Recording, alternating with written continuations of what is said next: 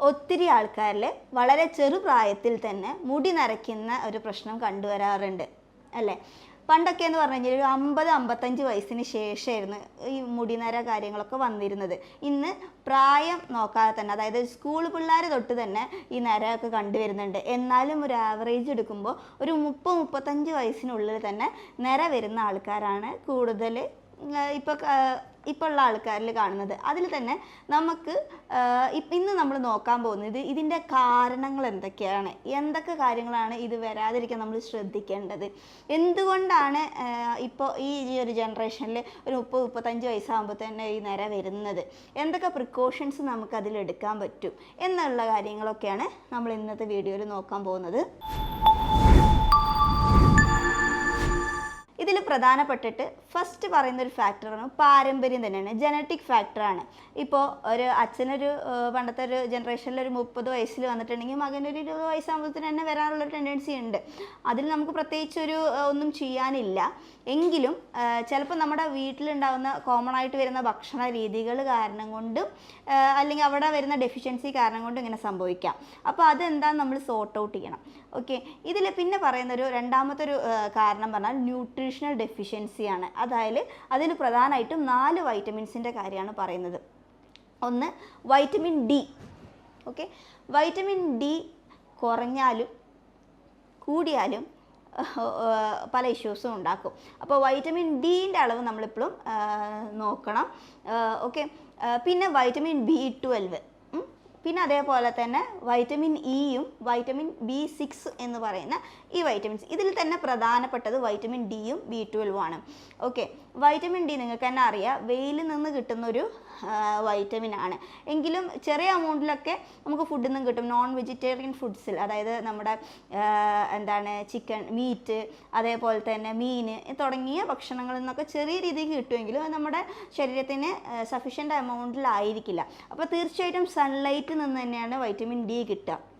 അപ്പോൾ നമ്മൾ പോയിട്ട് വെയിലത്ത് പോയി നിന്നാൽ റെഡിയാവുമെന്ന് പറഞ്ഞാൽ അപ്പോൾ എത്രത്തോളം അളവ് കുറവുണ്ട് എന്ന് മനസ്സിലാക്കി അതിനനുസരിച്ച് നമ്മൾ സപ്ലിമെൻറ്റ് ചെയ്യണം. സപ്ലിമെൻറ്റ് ചെയ്യാൻ വെയിൽ നിന്നാലും മതി, ചെറിയ അളവിലൊക്കെ ആണെങ്കിൽ വെയിലത്ത് നിന്നാൽ മതി. പക്ഷേ വെയിലത്ത് നിൽക്കുന്ന കാര്യം പറയുമ്പോൾ പ്രധാനമായിട്ടും അലർജി, തൈറോയിഡ് അതേപോലെ ഉള്ള ആൾക്കാരിലൊക്കെ പ്രധാനമായിട്ടും എന്താണ് ഈ വെയിലത്ത് നിൽക്കുമ്പോൾ അവരുടെ സിംറ്റംസ് കൂടാനുള്ള സാധ്യതയുണ്ട്. അപ്പം നമ്മുടെ ഒരു ശരീര പ്രകൃതിയും നമ്മുടെ ഒരു അസുഖത്തിൻ്റെ ഇത് എല്ലാം മനസ്സിലാക്കിയിട്ട് വേണം നമ്മൾ ഓരോ പ്രിക്കോഷൻസ് എടുക്കുമ്പോഴും ചെയ്യാൻ. പിന്നെ നമ്മൾ പറയുന്നതാണ് vitamin B12. Vitamin B12 deficiency ഇപ്പോൾ സപ്പോസ് ഈ ലിവറിൽ എന്തെങ്കിലും അസുഖമുള്ള ആൾക്കാർക്ക്, അതേപോലെ തന്നെ ഗട്ടിൽ എന്തെങ്കിലും അസുഖമുള്ള ആൾക്കാർക്കൊക്കെ ഈ വൈറ്റമിൻ B12 ഡെഫിഷ്യൻസി പ്രധാനമായിട്ട് കണ്ടുവരാറുണ്ട്. അപ്പോൾ എന്താണ് കാരണം എന്ന് സോർട്ട് ഔട്ട് ചെയ്തിട്ട് വേണം നമ്മൾ ട്രീറ്റ്മെൻറ്റ് ചെയ്യാൻ. പിന്നെ വൈറ്റമിൻ ഇ എന്ന് പറയുന്നത് നമ്മൾ ഇൻറ്റേർണലി എടുക്കുന്നതിനൊപ്പം തന്നെ നമ്മൾക്ക് എക്സ്റ്റേർണലിയും പുരട്ടാൻ ഉപയോഗിക്കാം. ഇത് വളരെ നല്ലൊരു റിസൾട്ട് തന്നെയാണ് കാണിക്കാറുള്ളത്. ഓക്കെ, അങ്ങനെ തുടങ്ങി നമ്മൾ ന്യൂട്രീഷണൽ ഡെഫിഷ്യൻസീസിൻ്റെ കാര്യം പറഞ്ഞു. ഇനി പറയുന്നൊരു കാര്യമാണ് സ്ട്രെസ്സ്. വലിയ പ്രധാനമായിട്ട് പറയുന്നത് ഈ കോർട്ടിസോളിൻ്റെ അളവ്, അതായത് സ്ട്രെസ്സ് കൂടുമ്പോൾ കോർട്ടിസോളിൻ്റെ അളവ് കൂടുന്ന സമയത്ത് സിങ്കും കോപ്പർ എന്ന് പറയുന്ന 2 മിനറൽസിൻ്റെ അളവ് കുറയും. ഓക്കെ, സോ അങ്ങനെയും നമുക്ക് എന്ത് വരാം, മുടി പെട്ടെന്ന് നരയ്ക്കാനുള്ള സാധ്യത ഉണ്ടാവാറുണ്ട്. പിന്നെ നമ്മൾ പറയുന്നതാണ് അലർജിയൊക്കെ ഉള്ള ആൾക്കാരിൽ. ഓക്കെ, പ്രോപ്പറായിട്ട് അവർ പറയും ഇത് എനിക്ക് സ്ഥിരമായിട്ട് കണ്ടിന്യൂസ് ആയിട്ടുള്ളതാണ്, അതുകൊണ്ട് എനിക്കൊരു പ്രോബ്ലം ഇല്ല, അതുകൊണ്ട് ഞാൻ അഡാപ്റ്റഡ് ആയി എന്ന് പറഞ്ഞിട്ട് ട്രീറ്റ്മെൻറ്റ് എടുക്കാത്തവരുണ്ടാകും. അപ്പോൾ അലർജിയൊക്കെ ഉള്ള ആൾക്കാരിൽ പ്രധാനമായിട്ടും IgE എന്ന് പറയുന്ന ടെസ്റ്റ് ചെയ്യുക. എപ്പോഴും ഈ IgEൻ്റെ ലെവല് നമ്മൾ നോർമലിലേക്ക് അല്ലെങ്കിൽ കൺട്രോൾഡ് ആയിട്ട് വെക്കാത്ത ആളുകളിലും പെട്ടെന്ന് തന്നെ മുടി നരയ്ക്കാറുള്ള ഒരവസ്ഥ കണ്ടുവരാറുണ്ട്. ഓക്കെ, പിന്നെ നമ്മുടെ ഒരു പ്രധാന ഫാക്ടറാണ് ഉറക്കമില്ലായ്മ. ഒരു പ്രധാന പ്രശ്നം തന്നെയാണ് അല്ലേ? അപ്പോൾ തീരെ ഉറക്കം ഇല്ലാത്ത ആൾക്കാർക്ക്, കണ്ടിന്യൂസ് ആയിട്ട് നിൽക്കുന്ന ആൾക്കാരിലും ഈ പെട്ടെന്ന് മുടി നരയ്ക്കുന്നത് കണ്ടുവരാറുണ്ട്. അതേപോലെ തന്നെ അതായത് സെഡൻറ്ററി ലൈഫ് സ്റ്റൈൽ ഉള്ള ആൾക്കാർക്ക്, അതായത് അധികം വീട്ടിൽ നിന്ന് അല്ലെങ്കിൽ കമ്പനിയിൽ നിന്ന് പുറത്തേക്ക് ഇറങ്ങാതെ ഒന്നിനോടും പുറത്ത് കളിക്കാനോ അല്ലെങ്കിൽ നമ്മുടെ ഇതിൽ കുറേ ഫോണ് അല്ലെങ്കിൽ കുറേ മൊബൈലിൽ മാത്രം ഇരുന്ന് ജീവിതം തീർക്കുന്ന കുറേ ആൾക്കാരുണ്ടാവും. വർക്ക് അല്ലെങ്കിൽ വീട് എന്ന് പറയുന്ന രീതിയിൽ ജീവിതം തീർക്കുന്നവർക്ക് പ്രത്യേകിച്ച് ഹാപ്പി ഹോർമോൺസ് ഒന്നും നന്നായിട്ട് ഉണ്ടാവില്ല. കാരണം അവർ കംപ്ലീറ്റ്ലി അങ്ങനത്തെ ആൾക്കാരിലും ഈ പെട്ടെന്ന് മുടി നരച്ച് വരുന്നത് ഒരു സംഭവം കണ്ടുവരാറുണ്ട്. അതേപോലെ തന്നെ ആൻറ്റി ഓക്സിഡൻസ് അടങ്ങിയിരിക്കുന്ന ഫുഡ് നമ്മൾ അല്ലെങ്കിൽ സപ്ലിമെൻറ്റ്സ് നമ്മൾ കഴിക്കുന്നത് വളരെ നന്നായിരിക്കും. ഓക്കെ, ഇത് വളരെ ഇതിന് ഹെൽപ്ഫുള്ളായിട്ട് കണ്ടുവരാറുണ്ട്. പിന്നെ പലരിലും കണ്ടുവരുന്നൊരു സാധനമാണ് എന്ത്, നന്നായിട്ട് ഡോക്ടറെ ഞാൻ നന്നായിട്ട് ഭക്ഷണം കഴിക്കുന്ന ആളാണ് എന്നൊക്കെ പറയും. പക്ഷെ നോക്കുന്ന സമയത്ത് കൂടുതലും കാർബോഹൈഡ്രേറ്റ്സ്, അതായത് അരി ഭക്ഷണങ്ങളായിരിക്കും കൂടുതൽ കഴിക്കുന്നുണ്ടാവുക. അപ്പോൾ അങ്ങനെ വരുമ്പോൾ പ്രധാനമായിട്ടും നമ്മൾ ഈ പറഞ്ഞ വൈറ്റമിൻ ഡി ആണെങ്കിലും B12 ഒക്കെ ആണെങ്കിലും നോൺ വെജിറ്റേറിയൻസിനാണ് കൂടുതൽ കിട്ടുന്നത്. ഓക്കെ, സോ അപ്പോൾ വെജിറ്റേറിയൻസിന് എന്ത് ചെയ്യണമെന്ന് വെച്ചാൽ നമ്മൾ സപ്ലിമെൻ്റ് അങ്ങനെ എന്തെങ്കിലും രീതിയിൽ സപ്ലിമെൻ്റ് ആയിട്ട് പോണ്ടി വരും. പിന്നെ രണ്ടാമതൊരു കാര്യം എന്ന് പറയുമ്പോഴത്തേനും ആവശ്യമുള്ള അളവിൽ നമുക്ക് പ്രോട്ടീൻസ് ആണെങ്കിലും ഒന്നും എടുക്കാത്തൊരാൾക്കാരുണ്ട്. അപ്പോൾ നമ്മൾ പറയുന്നതിൽ പ്രോട്ടീൻസ് ഒരു ഇമ്പോർട്ടൻറ്റ് ഫാക്ടറാണ്. നമ്മൾ നന്നായിട്ട് പ്രോട്ടീൻ ഹെയറിന് വളരെ ഇമ്പോർട്ടൻ്റ് ആയിട്ടുള്ളൊരു ഫാക്ടറാണ്. അതേപോലെ തന്നെ എന്നാൽ പ്രോട്ടീൻ അലർജി ഉള്ള ആൾക്കാരുണ്ട്. ഓക്കെ, സോ എന്തൊക്കെ കണ്ടീഷൻസ് ആണെന്ന് മനസ്സിലാക്കി അതിനനുസരിച്ചിട്ട് വേണം നമ്മൾ ട്രീറ്റ്മെൻറ്റ് എടുക്കാൻ. എന്നാൽ ഇപ്പോൾ ചിലർ വന്ന് പറയാറുണ്ട്, ഡോക്ടറെ ഞാൻ നല്ലോണം പ്രോട്ടീൻ ആണെങ്കിലും എന്തെങ്കിലും അല്ലെങ്കിൽ ഈ പറഞ്ഞ സപ്ലിമെൻറ്റ്സും കാര്യങ്ങളൊക്കെ ഞാൻ നന്നായിട്ട് മെയിൻറ്റെയിൻ ചെയ്യുന്ന ഒരാളാണ്, പക്ഷേ എനിക്ക് ഇതിനൊക്കെ ഒരു ഡെഫിഷ്യൻസി വരുന്നുണ്ട്, അല്ലെങ്കിൽ എനിക്ക് ഈ പ്രോബ്ലം വന്നു എന്ന് പറയുന്ന ആൾക്കാരിൽ നമ്മൾ വേറെ ഒന്നും കൂടി നോക്കേണ്ടതുണ്ട്. അതായത് നമ്മുടെ കുടലിൽ നല്ല ബാക്ടീരിയാസിൻ്റെ അളവ് കുറയുമ്പോൾ, ഓക്കെ, നമ്മുടെ കുടലിൽ നല്ല ബാക്ടീരിയസിൻ്റെ അളവ് കുറയുന്ന സമയത്ത് നമ്മൾ എത്ര കഴിച്ചാലും അബ്സോർപ്ഷൻ മര്യാദക്ക് നടക്കാതെ വരും. ഓക്കെ, ഇതൊക്കെ നമ്മുടെ ശരീരം വലിച്ചെടുത്താൽ മാത്രമേ എന്ത് സംഭവിക്കുള്ളൂ, ഇത് നമുക്ക് യൂട്ടിലൈസ് ചെയ്യാൻ പറ്റുള്ളൂ ബോഡിക്ക്. സോ ഇപ്പോൾ നല്ല ബാക്ടീരിയൻ്റെ അളവ് കുറയുന്നത് മൂലവും ഇങ്ങനെയൊക്കെ വരാം. പിന്നെ പലരിലും കണ്ടുവരുന്നതെന്ന് പ്രോപ്പറായിട്ട് വിരക്കുള്ള മരുന്ന് കഴിക്കുക.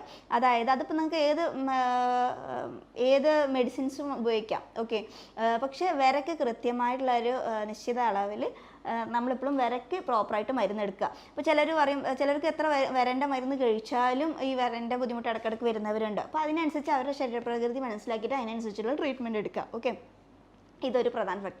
പിന്നെ അതേപോലെ തന്നെ നമ്മുടെ ബ്ലഡിലുള്ള pH ലെവൽ മെയിൻറ്റെയിൻ ചെയ്യാം. ഓക്കെ, ഇതൊരു ഇമ്പോർട്ടൻ്റ് ആയിട്ടുള്ള ഒരു ഫാക്ടറായിട്ട് തന്നെയാണ് കണ്ടുവരാറുള്ളത്. സോ ഇതിപ്പോൾ എന്താണ് കാരണം, എന്താണ് ഡെഫിഷ്യൻസി എന്ന് മനസ്സിലാക്കി അതിനനുസരിച്ചിട്ട് വേണം നമ്മൾ ട്രീറ്റ്മെൻറ്റും കാര്യങ്ങളും ചെയ്യാൻ. പിന്നെ പലവരും പല ഹോം റെമഡീസ്, പല വീഡിയോസ് കണ്ടിട്ട് പല ഹോം റെമഡീസും ട്രൈ ചെയ്തിട്ട് നിൽക്കുന്നവരുണ്ട്.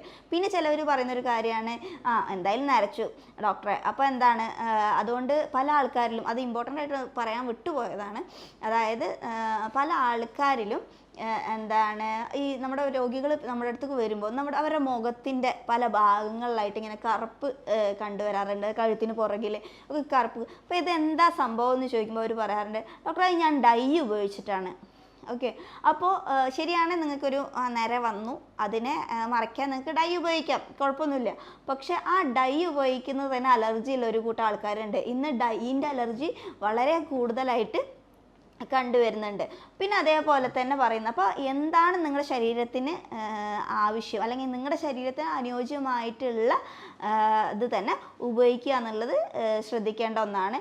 പിന്നെ ഇപ്പോൾ കണ്ടുവരുന്നതെന്ന് പറഞ്ഞു കഴിഞ്ഞാൽ കെമിക്കൽസ് അധികം ഉപയോഗിച്ചിട്ട്, കെമിക്കൽസ് എന്ന് പറയുമ്പോൾ ഇപ്പോൾ എന്താണ് നമ്മുടെ ഹെയറൊക്കെ നല്ല സ്റ്റിഫായിട്ട് നിർത്താൻ വേണ്ടിയിട്ട് ഒരു ടൈപ്പ് കെമിക്കൽ, അത് ഭയങ്കര സോഫ്റ്റൻ ചെയ്യാൻ വേണ്ടിയിട്ട് ഒരു ടൈപ്പ് കെമിക്കൽ, അതേപോലെ തന്നെ നമ്മുടെ മുടീൻ്റെ ഉള്ളു കൂട്ടാൻ വേണ്ടിയിട്ടുള്ള അങ്ങനെ പല തരത്തിലുള്ള കെമിക്കൽസ് വന്നു.